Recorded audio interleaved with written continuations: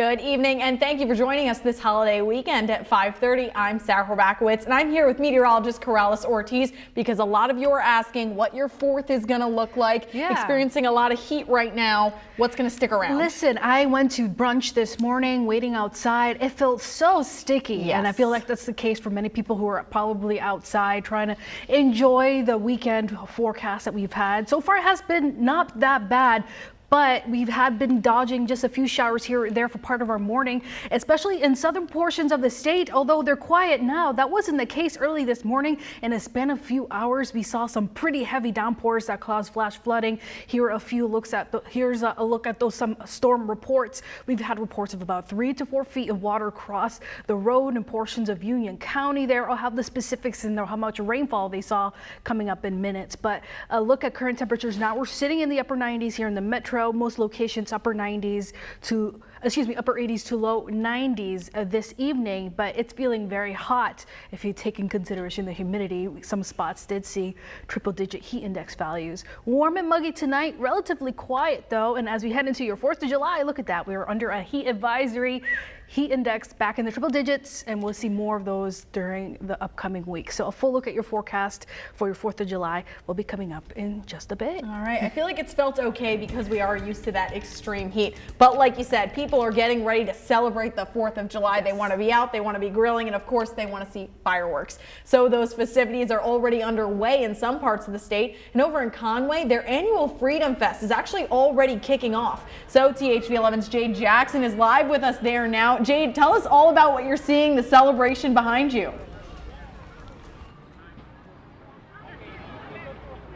Well, Sarah, it's exactly in the name. Conway's Freedom Fest is celebrating our Independence Day ahead of 4th of July. I'm here at Beaver Fort Park, where there's not a lot happening around me right now, but there is a lot set to happen if you look behind me in less than 30 minutes, featuring live music, food trucks, and best of all, a fireworks show tonight. Freedom Fest is the premier event for the city, put on by the city and City Church in Conway. It's fun for the whole family with vendors accepting cash, debit, or credit cards for all food, but admission is free, and the event is dog friendly as well. With huge crowds in the past, it's anticipated to be the same this year, and we'll have the food, family, and fun for you tonight at 10 on THV 11. In the meantime, I'm gonna go check out the food myself before seeing you guys again at 10. This is Jade Jackson reporting live out here in Conway. Jade Jackson, THV 11 News.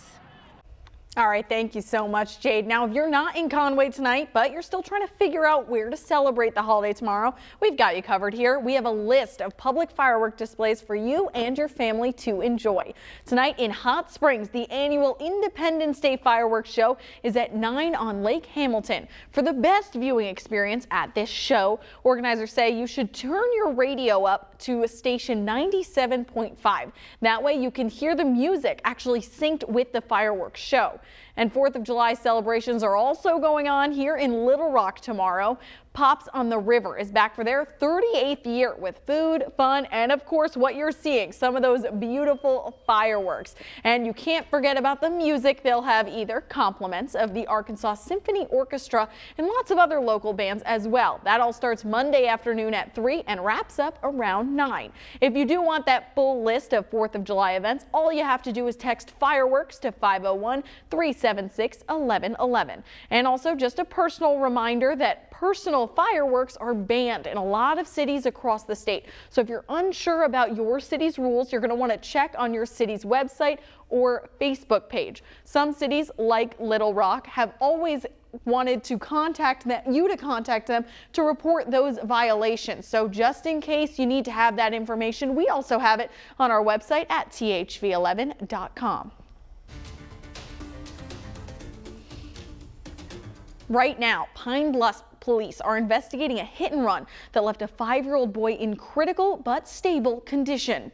Pine Bluff police tell us that shortly after 2 this morning, they were called to Hazel Street between 15th and 16th Streets, where they found a severely injured young boy laying in the road. The child was quickly taken to a nearby hospital, and witnesses told police that a white dually pickup truck struck the boy and just kept going. Officers say the child was left in the care of his stepfather before then, Eddie Jackson, who was arrested for child endangerment. And we were just told that early Friday morning, North Little Rock police found a man dead in the woods alongside Smoky Lane. That's behind the Walmart near there. Officers say when they first arrived on scene, they were directed through the woods to a small encampment, and that's where they found a body. An autopsy was then done by state crime labs, and after that, detectives ruled it a homicide. But officials aren't sharing the cause because the investigation is still active. The victim's identity is also being kept private until relatives are notified. But if you have any information on either of these crimes, you're asked to call local authorities. Tonight, we also have an update on the Little Rock homicide that we first told you about last night. We now know the name of the victim from the shooting near the Walmart on Cantrell Road.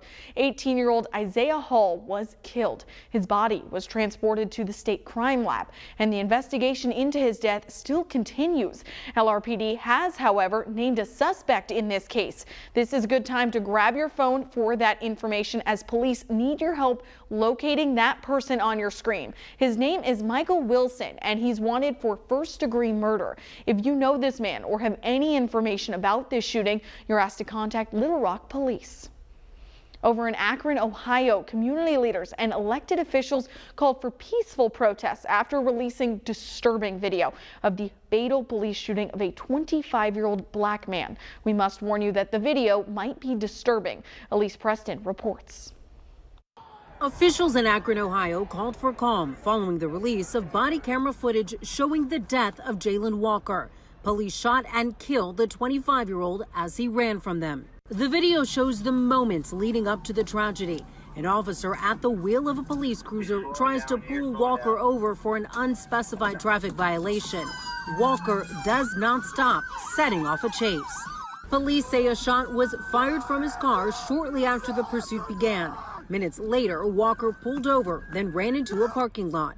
As they approached, 8 officers opened fire. More than 60 rounds struck Walker, who was declared dead at the scene. Akron Police Chief Milet confirmed that Walker was unarmed at the time of the shooting. When you see it in real time, it's very hard to distinguish what Mr. Walker is doing. In the still photos, there's a picture that appears to all of us that Mr. Walker is going down to his waist area. The incident has sparked daily protests in Akron. 8 members of the Akron police force have been placed on leave pending an investigation by state authorities. They've got to be ready to explain why they did what they did.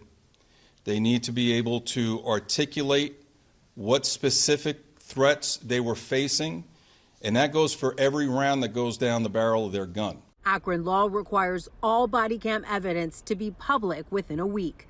Elise Preston, CBS News, New York. And we are talking about travel news this weekend. As it is a holiday weekend, a computer scheduling glitch for American Airlines threatened to bring more flight cancellations to the already fraught 4th of July holiday weekend. American says most of the problems have been resolved, but Wendy Gillette is in New York to explain what went wrong. It couldn't have happened at a worse time amid staffing shortages, weather disruptions, and high demand over the holiday weekend. An American Airlines scheduling platform allowed pilots early yesterday to opt out of thousands of flights this month. The pilots union says 12,000 flights lacked a captain, first officer, or both, including flights this weekend. American says it suspended the platform and restored the majority of the schedules so that operations will not be impacted. The snafu comes as the industry deals with thousands of canceled and delayed flights this weekend. We just got here. They let us know right now that I got canceled. Alam Khan's flight to Toronto was canceled yesterday before his own wedding today. I'm just going to shoot her a call and be like, look, babe, I'm kind of stuck here for now, but I'll be there as soon as I can be. The number of flyers set a record this weekend. Nearly 2.5 million people went through TSA checkpoints Friday, the most since before the pandemic. But tens of millions will hit the roads, around 42 million, according to AAA. That's despite gas prices hovering just under $5 a gallon, $1.70 more than last year. President Biden tweeted to gas companies, urging them to lower prices at the pump. It's annoying. It just makes it It makes us decide what we're doing and where we're going and try to do more things in one certain area than not. Californians are already paying over $6 a gallon, and it got even pricier Friday with an increase in the state gas tax. Wendy Gillette, CBS News, New York. Now, as temperatures are rising, rolling blackouts could become a problem. Just ahead, we'll have one energy company explaining why they're necessary. Live look across the metro this evening. We've been dealing with some clouds here or there, but we have a much better forecast in store by your 4th of July. But things are just going to get hot for us this week. A full look at your forecast coming up.